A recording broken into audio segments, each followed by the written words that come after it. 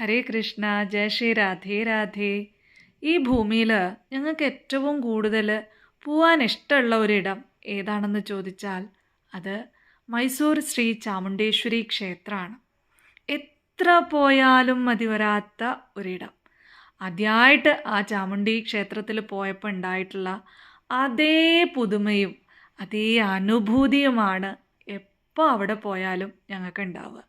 അതുകൊണ്ട് തന്നെ എപ്പോൾ പോയാലും അവിടെ നിന്ന് ഒരു ഫോട്ടോ അല്ലെങ്കിൽ ചെറിയൊരു വീഡിയോ ഒക്കെ എടുത്താലേ ഞങ്ങൾക്കൊരു സമാധാനം ഉണ്ടാവുള്ളൂ. എപ്പോഴും അമ്മയെ കാണാൻ പോകുന്ന സമയത്ത് ഞങ്ങൾ ആദ്യമായിട്ട് പോകുന്ന ആ കൗതുകവും ആ ഒരു എക്സൈറ്റ്മെൻറ്റും ഒക്കെയാണ് ഞങ്ങൾക്ക് എല്ലാ പ്രാവശ്യവും ഉണ്ടാവാറുള്ളത്.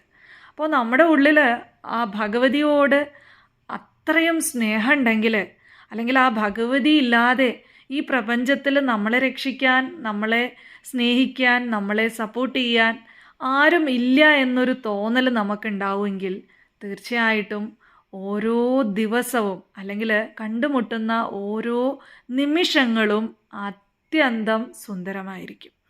ഈ ക്ഷേത്രത്തിൽ വരുന്ന സമയത്ത് ഞങ്ങളുടെ ഉള്ളിലും ഒരുപാട് കനലും പുകയൊക്കെ ഉണ്ടായിരുന്നു. എല്ലാവരുടെ ഉള്ളിലും ഉണ്ടാവുമല്ലോ. ജീവിതം എപ്പോഴും ഒരുപോലെ സുന്ദരമായിരിക്കില്ലല്ലോ.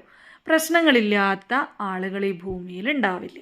ഈ പ്രശ്നങ്ങളെയൊക്കെ തരണം ചെയ്ത് നമ്മുടെ ജീവിതത്തെ ബാലൻസ് ചെയ്ത് മുന്നോട്ട് കൊണ്ടുപോവുക എന്നുള്ളതാണ് ഒരാളുടെ ജീവിത വിജയം എന്ന് പറയുന്നത്. അപ്പം അങ്ങനെ ആ താളം തെറ്റിയിരുന്ന സമയത്താണ് ഞങ്ങൾ മൈസൂർ ചാമുണ്ടേശ്വരി ക്ഷേത്രത്തിൽ എത്തിപ്പെടുന്നത്.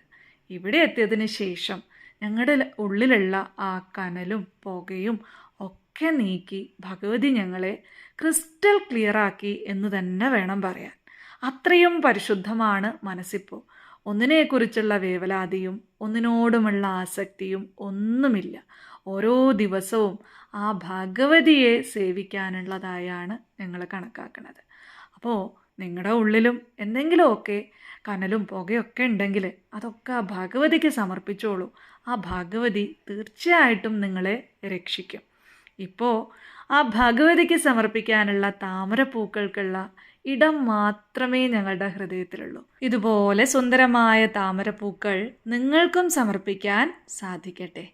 ഭഗവതിയുടെ അനുഗ്രഹം ഉണ്ടാവട്ടെ. സർവം ശ്രീ ജഗദംബാർപ്പണമസ്തു. ജയ ശ്രീ രാധേ രാധേ.